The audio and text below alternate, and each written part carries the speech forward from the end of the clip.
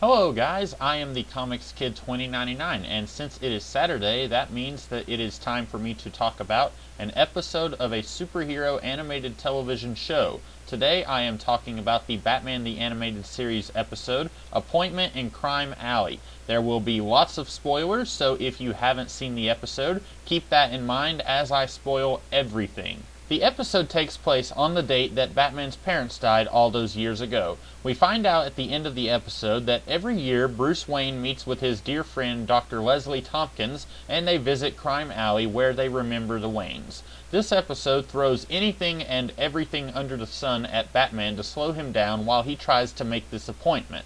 The biggest thing is that Roland Daggett, who we've seen before in the Feet of Clay episode, wants to demolish all of Crime Alley and build a mini-mall, at least according to one of his lackeys. Since Daggett couldn't get legal permission to do what he wanted, he hires a professional arsonist to blow everything up so that he can more easily do what he wants. Batman is able to stop him, saving the lives of everyone in the neighborhood, though Daggett gets away clean. The episode ends with Batman and Leslie Tompkins remembering the death of the Waynes. Cue credits. So I have a very similar problem with Daggett that I do with Rupert Thorne, although it's not as severe. With Thorne, I was flabbergasted as heck that he was perpetually showing up in episodes, even after Two-Face was able to get a hold of his file, which would incriminate Thorne for sure. I would think, even in a town full of corruption like Gotham City, with surefire evidence that is airtight, that villains like this would not be able to walk around freely so soon after the fact. Same thing with Daggett. We've only seen him in the Clayface origin episodes,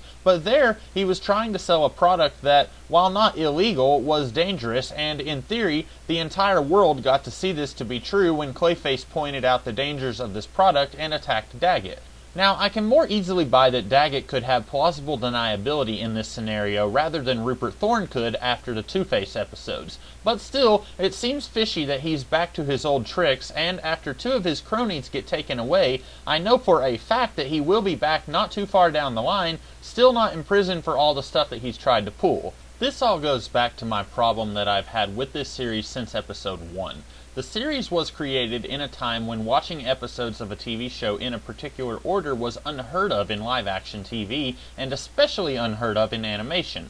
And so, even if the people making this show wanted to do a serialized story, they wouldn't be able to because the network might air the episodes out of order. So if Daggett was put away in the Clayface episode, or this episode, it might not matter because the episode where he would go to jail might air before his first appearance. So because of this being the norm at the time that this series was being created, I imagine the people making this show just didn't really care that Daggett could do something extremely evil where he would definitely go to jail, and then in the next episode he might show up as if nothing happened. That's not especially the fault of the people making this show, as I mentioned, so I won't hold them responsible. But still, it does annoy me when I'm watching this series in order.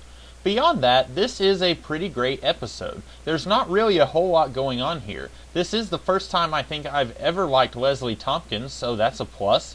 This episode does something that Batman stories rarely do, in that it shows a more human side to Batman. Everyone and their mom knows Batman's origin and how tragic it is, but we rarely get to see Batman opening himself up in the way that he does in this episode. It makes me wish that we saw more of this in Batman, but I feel like if we did, people wouldn't like it, because it would make Batman less the super awesome ultimate weapon of destruction with no emotions that people see him as. That's really all I have here, guys. This is a great episode, but I have almost nothing else to say. It's really simple, and there's not much, good or bad, for me to talk about. I would love to see more episodes like this, with a very simple thing for Batman to stop, and a strong emotional core to the episode. But I feel like then this kind of episode would lose what makes it special in the first place. So that's all I have to say in this review today, guys. A very short review, I know, but sometimes that's the way the Crime Alley crumbles. So if you liked this review, I hope you will like, share, comment, and subscribe.